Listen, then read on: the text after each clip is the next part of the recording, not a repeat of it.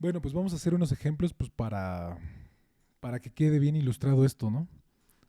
Ahora, pues vamos a escoger un tipo de semejanza que nos guste y pues para que tenga mucho sentido, pues de una vez sería bueno escoger uno que tenga letras funcionales y símbolos funcionales, perdón, sí, símbolos funcionales y también constantes, ¿no? Entonces, ¿qué les parece si vamos por nuestro típico amigo de los reales? A ver qué tal nos va con... ¿Va?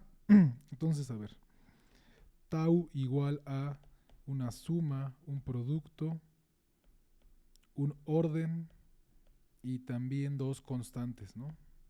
El tipo tau. Y esto es pues para hablar, es más, déjenme ser vago, por favor. Así de una vez ya, ¿no? Para que quede mejor. Porque así ya no nos metemos en broncas de quién es la interpretación, todo queda muy claro, ¿no? Perfecto. Entonces vamos pues por unos términos, a ver, eh, ¿qué les parece aquí? Uno más uno por x sub 28 más x 35 y a todo esto le vamos a sumar uno y a todo esto le vamos a sumar x 28 de nuevo. Esto es un término, ¿no? Así, tal cual. Y entonces para sacarle las variables que ocurren en él, pues tendríamos que hacerlo por recursión, ¿no? O sea, las variables que ocurren en este término, pues tendrían que ser las variables que ocurren en el uno más uno por x 28 más x 35 más uno y eso unión las variables que ocurren en x 28. No sé, lo que hicimos ahorita fue deshacernos de esta letra funcional. Bueno, entonces ahora otra vez lo tenemos que aplicar y esto va a ser las variables que ocurren en el uno más uno por x sub 28 más x 35 unión las variables que ocurren en la constante uno unión las variables que ocurren en x 28.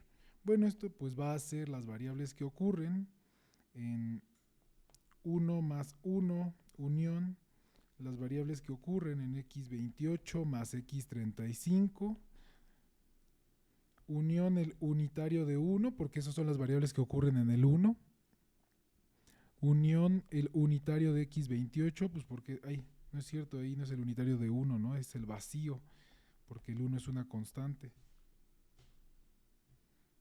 Unión, pues las variables que ocurren en x 28, entonces ahí sí es el unitario de x 28. Ok, bueno, las variables que ocurren en este término 1 más 1 van a ser las variables que ocurren en 1, unión las variables que ocurren en 1, entonces eso es vacío, unión vacío, entonces queda x 28, x 35, de este de aquí, el vacío se queda y el 28 ya lo terminamos. Esas son las únicas variables que ocurren en el término, ¿vale?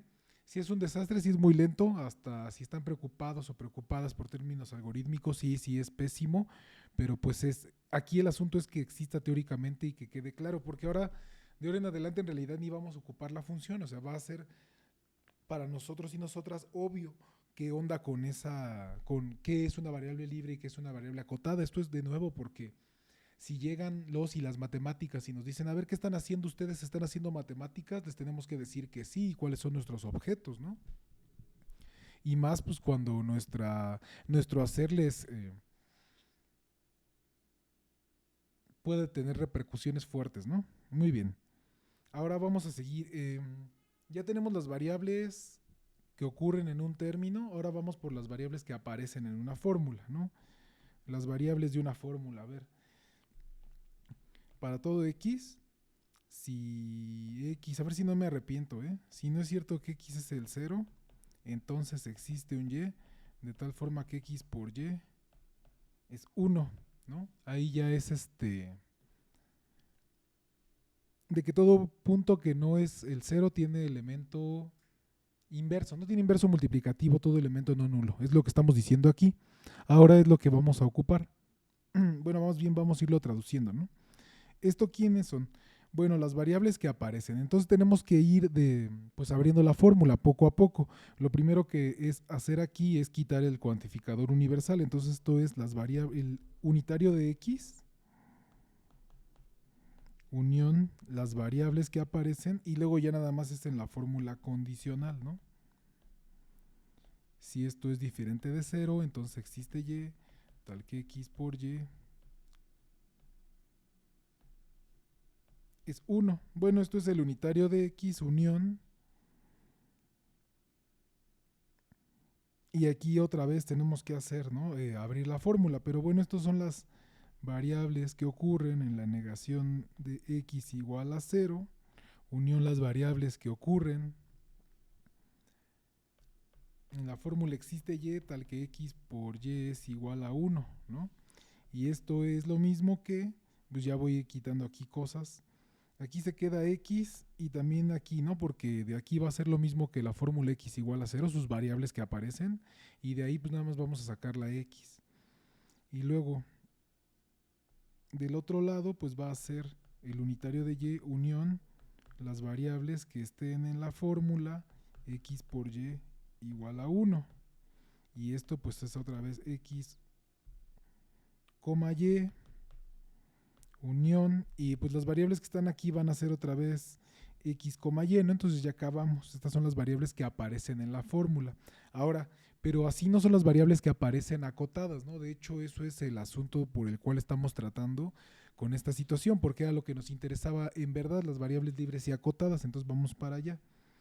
¿Quiénes son las variables libres de la fórmula para todo x? Si no es cierto que x es 0, entonces existe y tal que x por y es igual a 1. Bueno, pues lo que nos decía la fórmula recursiva era, mira, agarra las variables libres de la fórmula que está aquí adentro, ¿no? O sea, las variables libres de no es cierto que si x es igual a 0, mejor dicho es, si x no es 0, entonces existe un y tal que al multiplicarlo por x nos da 1, ¿no? Pero a eso le tenemos que quitar la variable x porque era justo lo que estaban haciendo ahí los cuantificadores. Bueno, el cuantificador universal, así lo definimos, ¿no? Entonces ahora es ir en búsqueda de quién es el conjunto de la izquierda. Bueno, pues esto es las variables libres de x no es 0, unión las variables libres de existe y, tal que x por y es igual a 1, y a esto hay que quitarle el x, ¿no?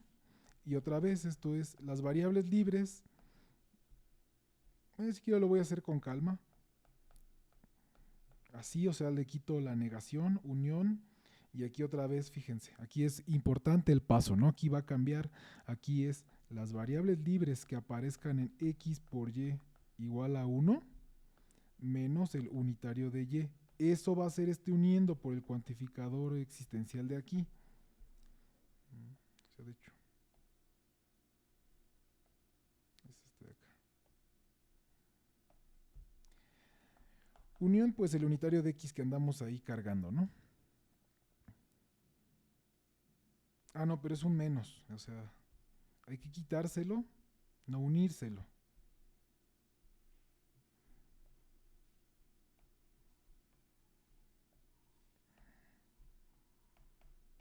Ok. Entonces esto es, pues ya aquí sí va a ser el unitario de x, unión, aquí va a ser otra vez el unitario de x, ¿no? De esta parte es el unitario, perdón, el par de x con y, pero le quitamos el unitario de y, entonces nos queda el unitario de x. Pero luego menos el unitario de x, bueno, pues eso es vacío, sí, exactamente. Esta fórmula de aquí no tiene variables libres, ¿vale? Y entonces, ahorita vamos a hacer una definición para cerrar ya este video. ¿Y cuál es la definición? Bueno, pues la definición es la de que una fórmula se llama enunciado si no tiene variables libres. Entonces, definición, una fórmula phi se llama enunciado si y solo si las variables libres de phi son un conjunto vacío, o sea, toda fórmula está acotada, ¿vale? Ahora, otra vez hemos llegado a un tope sintáctico, ¿no? ¿Y esto qué? Y entonces otra vez vamos a volver a meter la semántica para revivir todo, para ajustar las cosas y para volver a tomar una dirección, ¿no? Ahora, así como para los términos vimos que bastaba asignarle en una estructura solo una cantidad finita de variables, esto era suficiente para saber si el término quién era, ¿no? Bueno, pues lo mismo va a ocurrir con las fórmulas.